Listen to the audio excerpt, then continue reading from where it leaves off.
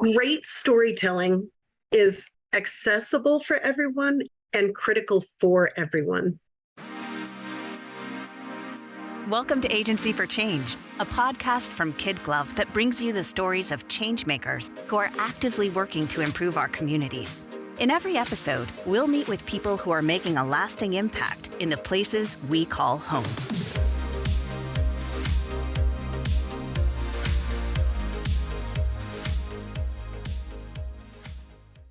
Sometimes people ask me why we didn't focus our podcast on marketing. Obviously, we have a great deal of marketing, branding, and advertising expertise at KidGlov, and it's something we are very passionate about. And my answer is that we're actually even more passionate about our purpose, which is to put a megaphone in front of those who are doing good. Hey, everyone, this is Lynn Weinman, President and Chief Strategist at KidGlov. Welcome to another episode of Agency for Change podcast. Today, I'm excited to introduce you to Dannielle Stewart, a nonprofit storyteller extraordinaire from Denver, Colorado. She's going to share her passion, drop some knowledge, and we also have a special announcement, so stay tuned. Hey, Dannielle, welcome to the podcast. Thanks so much for having me, Lynn. You and I have talked many times, and I'm always very excited to talk to you. I feel like we have similar energy, and I just want to start, because you are a nonprofit storyteller extraordinaire, I want to start by asking you why you are so passionate about nonprofit storytelling. You and I have similar backgrounds in that we trained in advertising in the College of Journalism. And as I came in really from the ground up, I made a pivot in a nonprofit about halfway through my career. I really saw that nonprofits struggled to tell their stories of impact effectively. And because of this challenge, often they weren't heard, they weren't seen by their donors. They missed opportunities for funding, for volunteer recruitment, for board retention, for all kinds of things. And so as I really came to know nonprofit from the inside, I've done program and fundraising and marketing. I just feel so passionate that good storytelling is accessible to everyone. And that really is my mantra.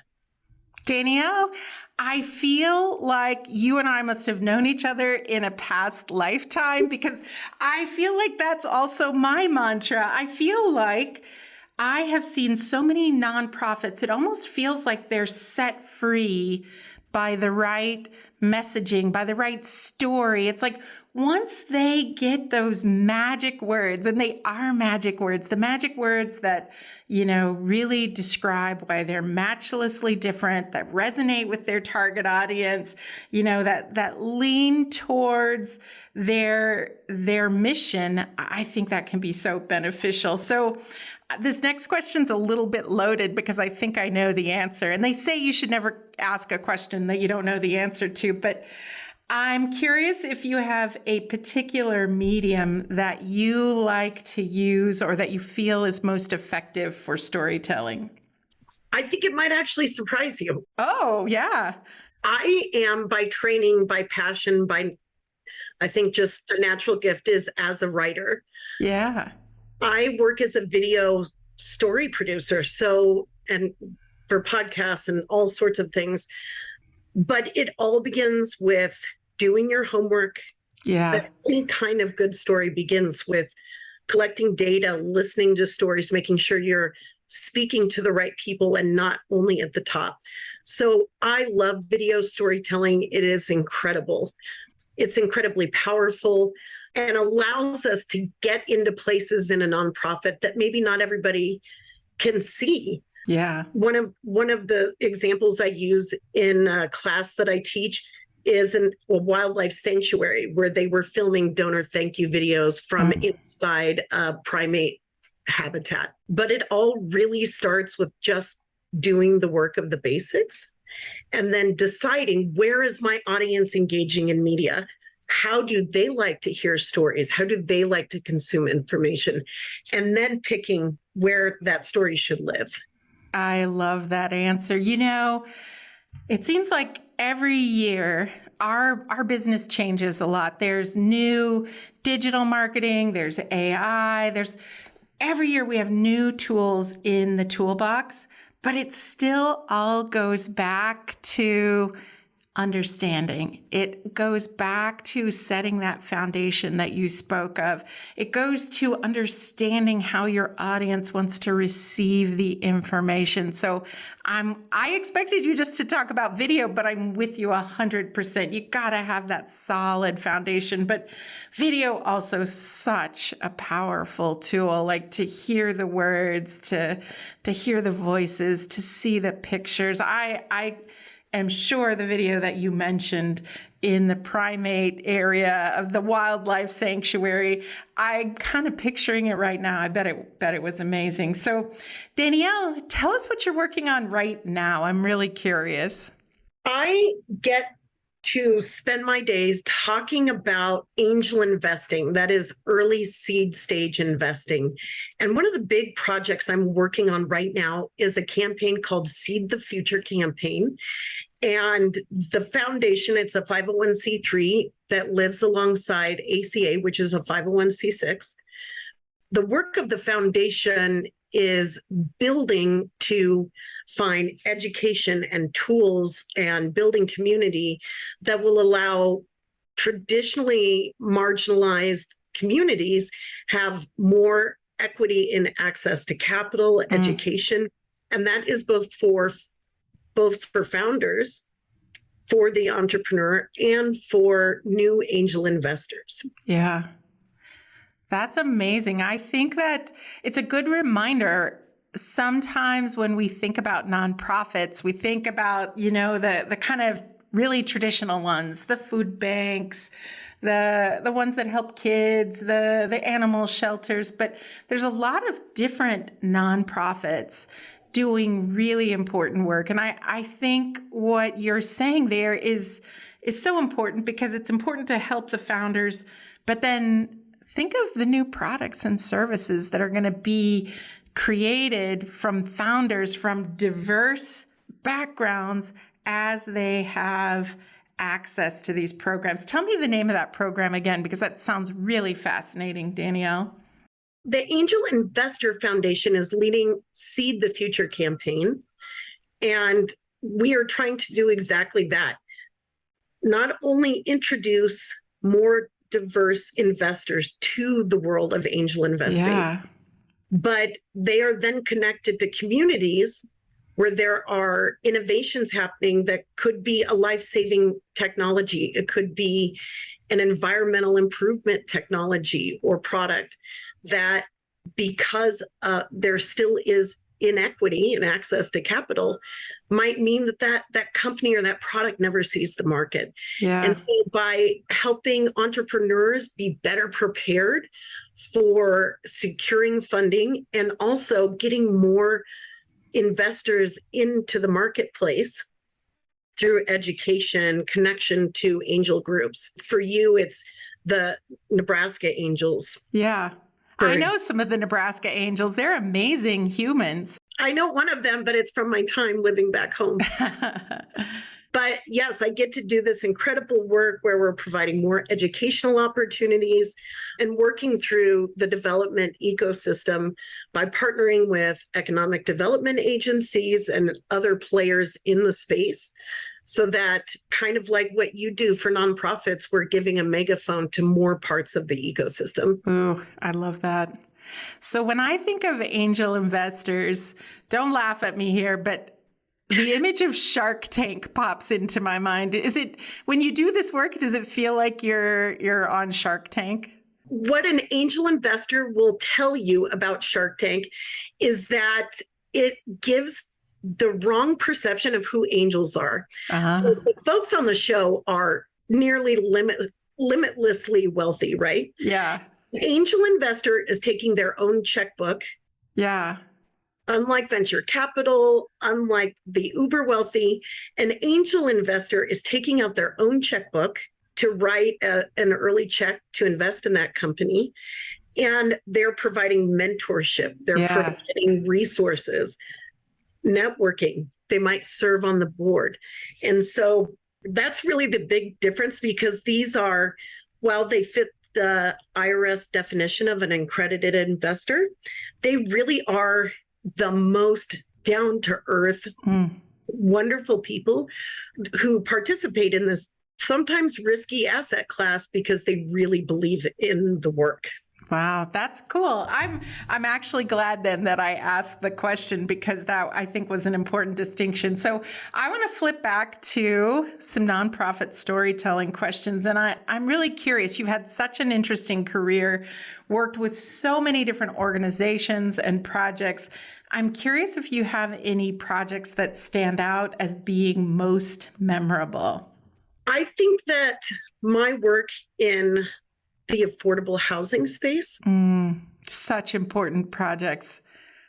I really think that I was gifted the opportunity to meet so many people I would never, or it would be unlikely to ever just bump into them in life.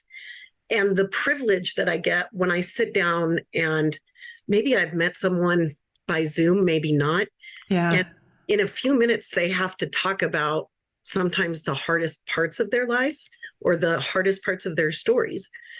But I met, in particular, I did a story about an organization out of Boulder that serves homeless youth, which is generally 18 to 25. Because they're aging out of the system, and it's hard to get support at that time in your life.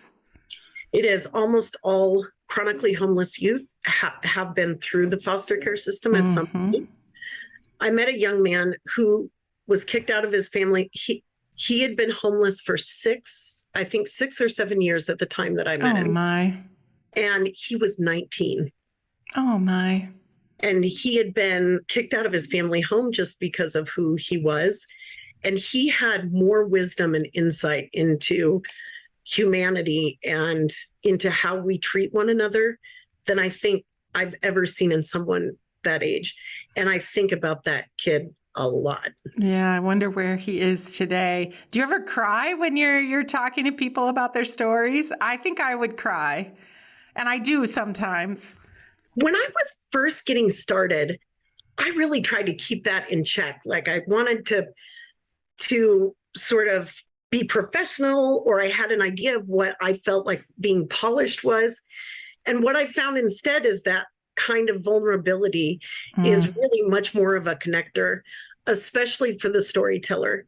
If they're seeing this organic reaction, and I am a tender heart. So,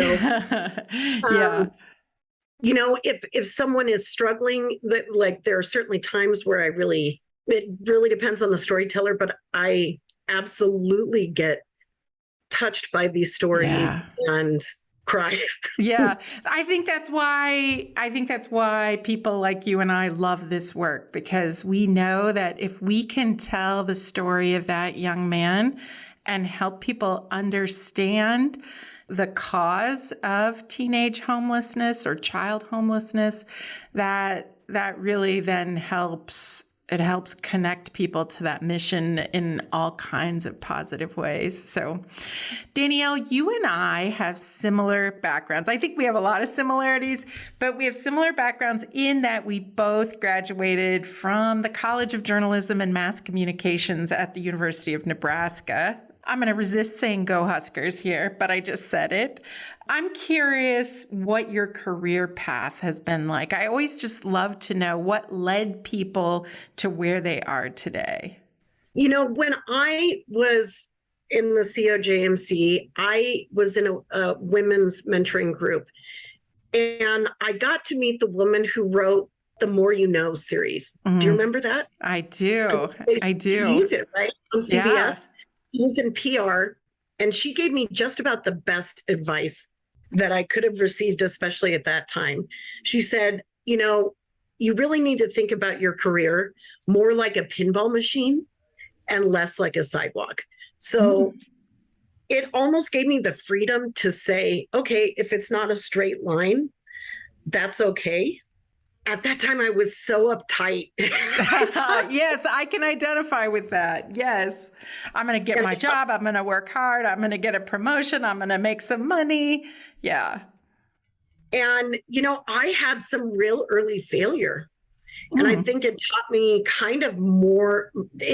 more than anything else that I needed to kind of release desire, if you will, about this perception that I was in control. But I started in healthcare in Lincoln is where I began my career. I was an intern at MDS Pharma Services for most of my college education, so 3 years. I moved into cardiology, a private cardiology practice, and then point of care lab testing. I really love healthcare. I love talking. I love learning new vocabulary really quickly. Yeah. And then, the economy was kind of tanking. I had a buddy in Chicago, one in Oregon, and one here in Denver. And I literally just kind of picked out of the air. And so since that time, I've raised my family, and my career has been devoted to the Colorado community. Yeah, I love that. So another thing was we talked about your career journey, but something about you that I've learned through our conversations is that you have climbed both the Great Wall and the Great Pyramids, 2 places on my bucket list. So can you talk about that? And does that experience impact your work at all? I have had the opportunity to climb the Great Wall and the Great Pyramid from the inside. I don't know if you knew this. I'm not sure if it's the case right now, but you could go inside and it was like a single rickety ladder, and you could climb from the inside all the way up to the chamber at the top of the pyramid. Wow. Well, for the faint of heart or the claustrophobic, I will say. I was going to say, that hits all of my fears: fear of heights, fear of claustrophobia, and fear of rickety ladders. At the same time, I thought, even then, I went after the Arab Spring to Egypt several different times and lived in the Sinai for a while, went back and lived in the Sinai for a while. My trip to China I did not do the correct planning. I was by myself and not in a group. I got lost a few times. So I've been on the Great Wall and had the experience and made it back to the States, which was, I'm sure, a thrill for my family. Because wow. So you are a true adventurer. You've got a little bit of willingness to take risks to achieve the right goals. I love that about you. So in the end, I did want to, if I can, I did really answer.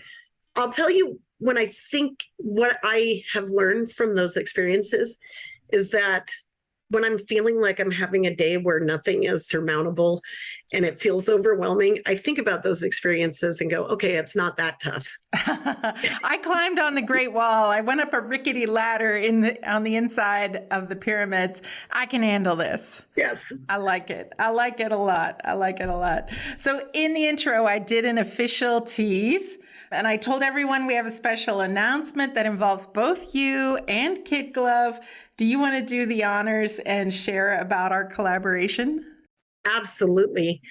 After getting to know Lynn and fangirling over KidGlov for years, I'm so excited to say that I'm coming on board as a story producer for KidGlov. And a lot of what I'm doing is relationship building. Folks are often in need of guidance for storytelling and branding and all sorts of needs that make their work in nonprofit easier and better. And so now I get to share the good word of KidGlov with nonprofits and mission-focused businesses in Colorado. Dannielle, I couldn't be more excited about this. I just feel like your passion and our mission just fit hand in glove, and total pun intended there. And I really just can't wait to work together to support more nonprofits, more social impact movements, more purpose-driven businesses. And I think we're going to have a lot of fun together too. So I can't wait for that as well. I'm going to ask you next my very favorite question, and I can't wait to hear your answer, because everyone who listens to Agency for Change knows that I love motivational quotes. And I feel so lucky to get to talk with such interesting people, very humble people that always the first thing they say is, I don't know if I have anything to say. So if that's what you're thinking, I already know you have something amazing to say, but I would love an original quote from you to inspire our listeners. Well, I hope it's not too long. It won't be. Great storytelling is accessible for everyone and critical for everyone. Great storytelling is accessible to everyone and critical for everyone. Wow. That you packed a punch in those words, Dannielle. That is why you are so good at what you do. Thank you for that. So for our listeners who would like to learn more about you, about your work, how can they connect with you? I would invite anyone who's interested to follow along, especially on LinkedIn. I have a new headshot and bio up on the KidGlov website that people can go check out. But I invite you to follow along with the Nonprofit Professional. I have a channel on Facebook and Instagram, and often just like talking about topics related to nonprofits around all sorts of categories, but in particular marketing. You share some great knowledge on those channels, and we will, for anybody who wants to check those out, we'll make sure to have links in the show notes on the website so people can easily link to those. So Dannielle, as we wrap up this very fun conversation today, what is the most important thing you would like our listeners to remember about the work that you're doing? I would love for listeners to think about, to reflect on, when we take the time, the opportunity to listen to one another's human stories, it allows us to have a growth in empathy and patience and kindness and understanding. And it often allows us to disarm ourselves from maybe what stereotypes or perceptions we have about a particular group of people. And sometimes just taking that moment to really listen to someone's story quietly will open up an entirely new world for you, and it will make your life better. Dannielle, those were amazing words, and I have just had the most fun today talking about your story. I know you typically tell other people's stories, and I'm honored to tell a bit of your story. And I'm going to say this, I fully believe the world needs more people like you. I'm so excited to have the opportunity to work with you as a story producer, and I just thank you for taking time to share with us today. I love spending time with you. Thank you so much for having me. We hope you enjoyed today's Agency for Change podcast. To hear all our interviews with those who are making a positive change in our communities, or to nominate a changemaker you'd love to hear from, visit KidGlov.com at KidGlov.com to get in touch. As always, if you like what you've heard today, be sure to rate, review, subscribe, and share. Thanks for listening, and we'll see you next time.